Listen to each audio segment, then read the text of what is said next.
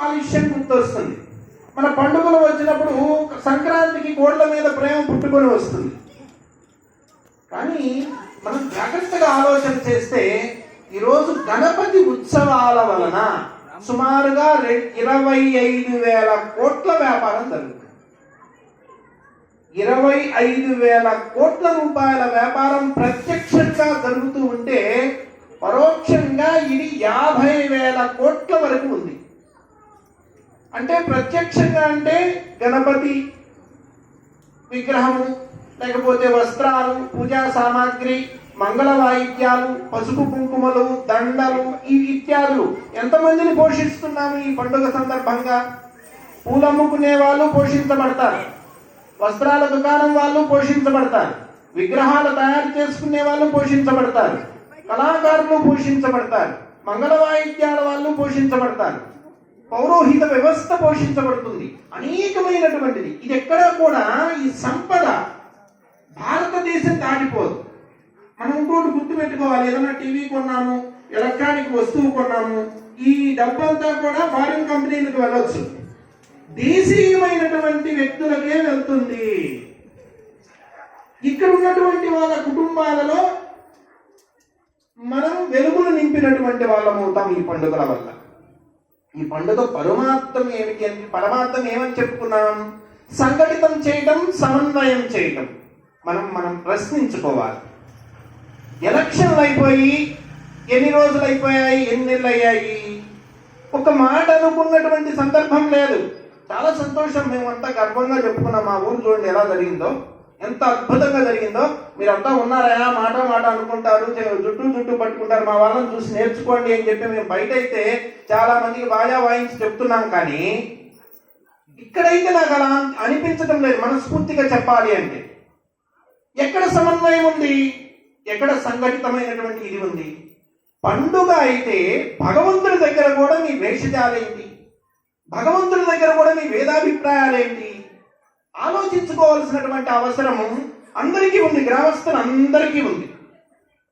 మాతృమూర్తులైతే చాలా వరకు ముందుకు సాగుతున్నారు. సమస్య ఇప్పుడు మగవాళ్ళ దగ్గరే ఉంది. ఇప్పుడు ఒక ఆయన కనపడితే ఒక ఆయన తల పక్కన తిప్పుకొని వెళ్తాడు. ఏమైంది, ఏమైనా ఆస్తుల పంపకమా, మరొకట ఏంటిది? కాబట్టి ఈరోజు బయట సమాజం అంతా కూడా ఆలోచన చేస్తూ ఉంది. అలాని తోట్ల పళ్ళని చూసి నేర్చుకోవాలని, లోపలికి వెళ్తే కదా అర్థమయ్యేది ఏం నేర్చుకోవాలని. వాళ్ళని చూసి మనం నేర్చుకోవాలి, వాళ్ళని చూసి నేర్చుకోవాలని వాళ్ళు చాలా విషయాలు నేర్చుకుంటున్నారు. మిగతా ప్రాంతాలను చూసి మనం నేర్చుకోవాలి.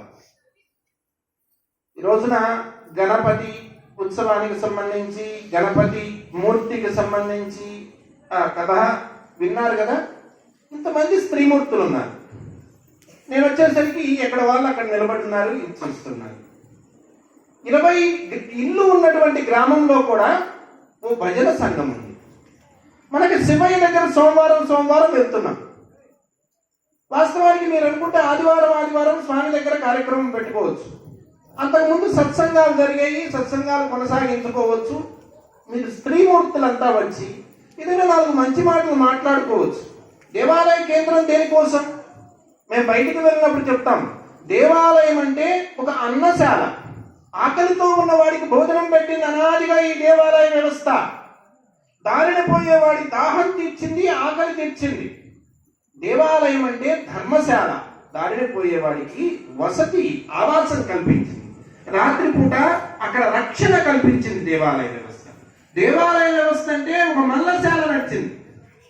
యువత సోమరిగా ఉండకుండా అక్కడ వీళ్ళకి వ్యాయామము, యోగా ఇటువంటివి నేర్పించారు, కళలు నేర్పించారు. ఎందుకని?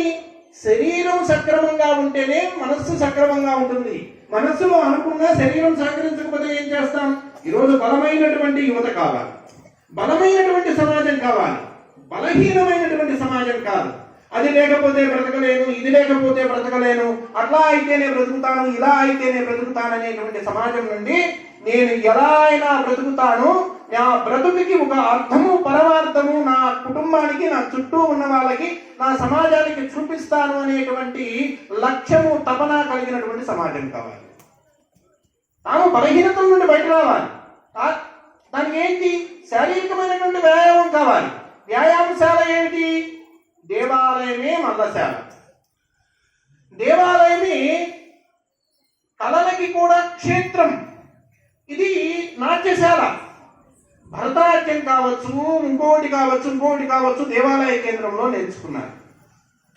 అలాగని దేవాలయంలో గోశాల నడిచింది, యాగశాల నడిచింది, యోగశాల నడిచింది. ఇలా సమాజ నిర్మాణం అనేటువంటిది దేవాలయ కేంద్రంగా సాగింది. మనం దేవాలయంలో కూడా మనం ఇదే వేషధాలు ఇదైతే ఎలా? సమన్వయం రావాలి.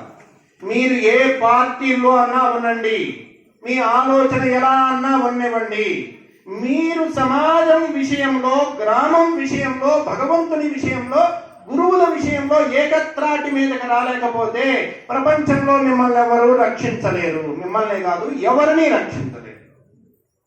ఈ విషయం అర్థం కావాలి మనందరికీ కూడా. మరీ ముఖ్యంగా మనల్ని పిల్లలు చూస్తున్నారు, చిన్నపిల్లలు గమనిస్తూ ఉన్నారు. వాళ్ళకి మనం ఏం సంస్కారాలు ఇవ్వాలి? మనము సంపదతో పాటు సంస్కారాలు ఇవ్వవలసినటువంటి అవసరం ఉంది. ఈ రోజున పెద్దల్ని గౌరవించేటువంటి విధానం లేదు. ఒక మాట చెబితే ఆ మాట ఏ భావనతో చెప్పారో అర్థం చేసుకునేటువంటి ఇది లేదు. పెద్దవాళ్ళగా లేదు, పిల్లలకేమొస్తుంది? ఒక మాట చెబితే దాన్ని ఏదో లేనిపోయిన అర్థాలు ఊహించుకొని ఏవేవో ఊహించుకునేటువంటి స్థితిలో మనం ఉంటే మనం ఏం మారినట్లు? ఈ రోజున గురుదేవులు ఇక్కడికి వచ్చి ఎంతకాలం అయింది? ఒక భజన సంఘం తయారు కాలేదు. ఎవరన్నా నలుగురు ముందుకు వచ్చి 4 మంచి మాటలు చెప్పేవాళ్ళు తయారు కాలేదు. మైదుకూరులో కథనాయకులని మనం తయారు చేశాం.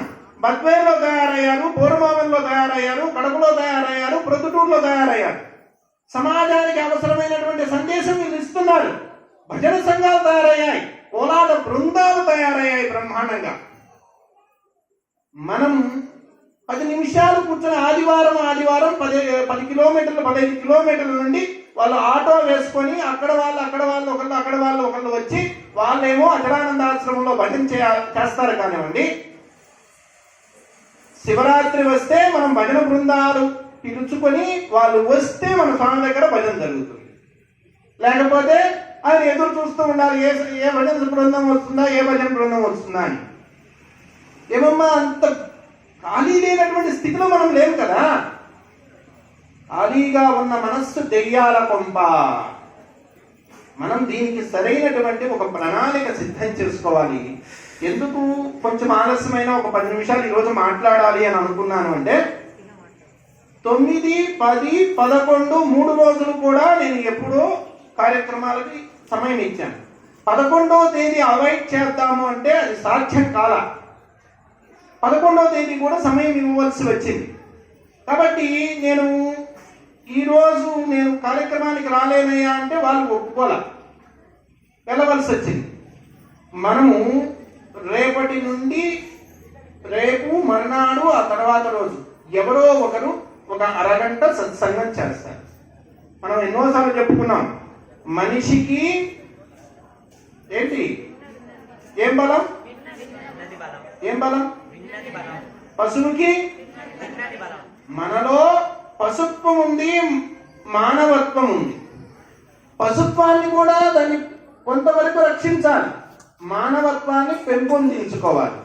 తిండి అవసరమే, అంతకు మించిన అవసరం ఏంటంటే సంస్కారం. వినాలి, తెలుసుకోవాలి, ముందు అంగీకరించగలగాలి. మనలో ఉన్నటువంటి లోపాలని మనం చూడగలగాలి. చూసినప్పుడు గురువులుగా అవసరమైన దేనికోసం అంటే గురుదేవులు అడిగేవారు. ఈ గతంలో అనేక సందర్భాల్లో చెప్పాను, నాకు గురుదక్షిణ ఇవ్వాలి అనేవారు. ఏమిటి గురుదక్షిణ అంటే మీలో ఉన్నటువంటి ఓ దుర్గుణాన్ని, కోపట్టం మీలో ఉన్న దుర్గుణమా, ఆవేశపట్టం మీలో ఉన్న దుర్గుణమా, లేకపోతే మల్లేపల్లి దగ్గరికి వెళ్ళటం మీలో ఉన్న దుర్గుణమా, ఇంకేమన్నా దుర్గుణమా, ఏదో ఒక దుర్గుణాన్ని నా పాదాల దగ్గర వదిలిపెట్టాడు. మీకు సంబంధించినటువంటి అన్ని విషయాలు నేను చూసుకుంటాను. నేననేవాడు కాదు, జేజనాయన అనేవాడు. మనకి జేజనాయనైనా గురుదేవులైనా మనకి ఆయనే.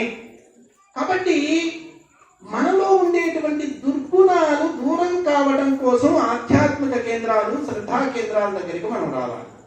మనం ఏదో వస్తున్నాము, వెళ్తున్నాము, ఎక్కడ ఉన్నావు పొందాలి అంటే వేసిన చోటే ఉన్నాము అనే పద్ధతిలో కాకుండా మనం ఆ విధంగా వెళ్దాము. 5వ రోజున ఎవరు కమిటీ మెంబర్లు ఎవరైనా వస్తే దాని వివరం చెప్తారు. ఏ రోజు? బుధవారం స్వామి, బుధవారం. అలా కాదు, ఇలా ఇక్కడికి వచ్చి ఒకరు చెప్తే ఎవరెవరున్నారు? ఎవరు బాధ్యత తీసుకున్నటువంటి వాళ్ళు ఎవరు? మొదటి నుండి బాధ్యత వహిస్తున్నటువంటి వాళ్ళు ఎవరు? మొదటి నుండి బాధ్యత వహిస్తున్నటువంటి వాళ్ళు ఎవరు? అంటే బరువైపోయి దూరంగా ఉంటున్నారా, లేకపోతే ఏంటి? అయ్యా బయట మాట్లాడితే మంచిదేమో, రండి అందరూ, బయట మాట్లాడితే మంచిదేమో.